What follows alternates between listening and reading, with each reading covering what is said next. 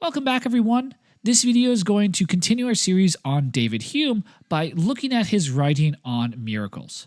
Now, this video is just going to serve as an introduction, and so it's going to be relatively short. We're not really going to dive into Hume himself. We're just going to set a bit of context. So in this video, we're going to talk about miracles and religion. We'll talk about the argument from miracles, and then we'll just give you a preview of what we're going to discuss when we look at Hume. We'll talk about what we might call the meaning question concerning miracles and the evidential question concerning miracles. And so examples of supposed miracles play a large role both in religious texts and in religious traditions. So let's just consider a few examples from a couple religions. So Moses parting the Red Sea, Jesus walking on water, Jesus turning water into wine, Jesus' resurrection. The revelation of the Quran to Muhammad is supposed to be a miraculous event within Islam.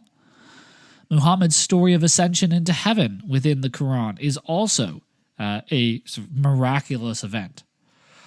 The Buddha within Buddhism refused to engage in miracles to sort of impress and try to spread his sort of ideas and teachings. But various texts about the Buddha, various Buddhist texts, imply that he and other Buddhist monks were sort of capable, they had various miraculous abilities. Now, this is just a dabbling of sort of examples. There's other religions, obviously, just as important, and miracles play a role in all of these. We can also talk about religious traditions. Sort of nowadays, people talking about sort of miraculous events from around the world, like blood, so a tear of blood sort of dripping from a statue was one that was talked about a long time ago or a while ago in sort of Catholicism. Discussion of miracles is prevalent throughout these religions, both in the religious texts themselves and in these traditions throughout time. Now, many religions attempt to appeal to these supposed miracles as a kind of evidence, both for the existence of God and as evidence of the truth or authority of their scripture or doctrines. The idea is, look at the miracles that they're able to do. Clearly, they must have sort of the sort of grace of God such that we can trust what they're saying, so to speak. So let's look at how this might work. Let's just give what you might call the argument from miracles. The idea is, some miracles have happened. So there are these miracles that have taken place, but if some miracles have happened, then God exists. So that is, you need to posit the existence of God to explain why those miracles occurred.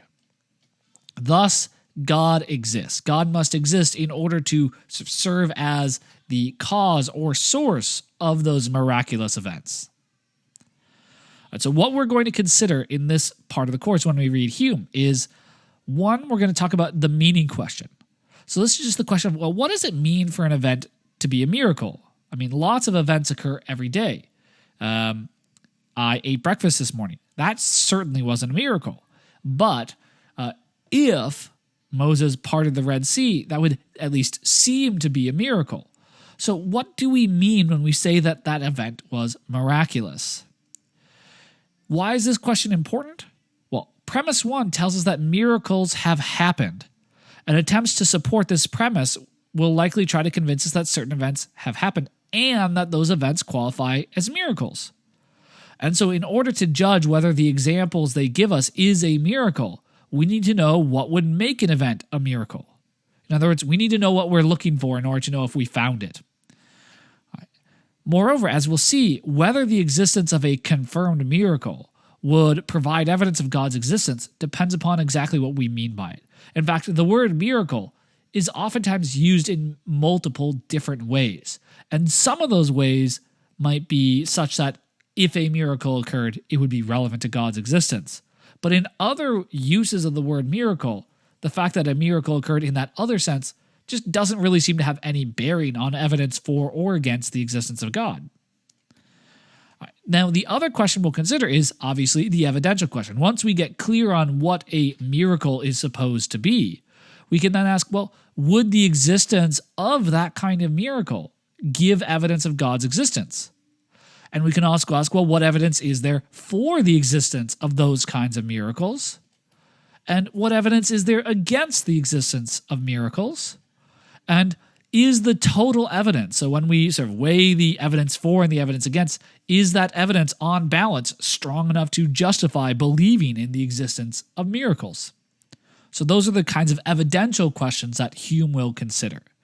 See, Hume is rather skeptical here. He not only thinks that we are not justified in believing that miracles have ever occurred, he thinks that it's impossible for us to ever be justified in believing that a miracle occurred. He thinks the evidence could never be strong enough to support a belief in the existence of a miracle. Thus, he thinks that any attempt to appeal to miracles to establish religious doctrines or belief in God is bound to fail.